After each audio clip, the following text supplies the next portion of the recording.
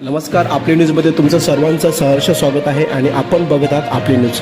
America आणि Iran यांच्यात वाढत चाललेल्या युद्धजन्य परिस्थिती झळ आता भारतालाही बसू लागली आहे। मध्य पूर्वेत वाढलेल्या तणावामुळे आंतरराष्ट्रीय बाजारात कच्च्या तेलांच्या किमतीत चढ उतार होत असून त्यांचा थेट परिणाम इंधन व गॅस पुरवठ्यावर दिसून येत आहे।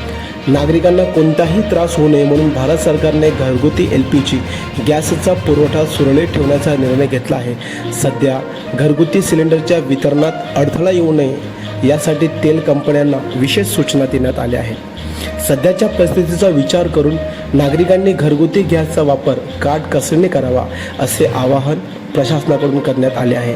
अनावश्यक वापर टाळून गॅसची बचत करणे गरजेचे असल्याने अधिकाऱ्यांनी सांगितले आहे। परिस्थितीची नियंत्रणात ठेवण्यासाठी केंद्र सरकारने इसेन्शियल कमोडिटीज ॲक्ट 1955 अत्यावश्यक वस्तू अधिनियम लागू केला आहे। या कायद्याअंतर्गत गॅससह इतर अत्यावश्यक वस्तूंचा साठा, वितरण आणि दरांवर नियंत्रण ठेवले जाणार आहे।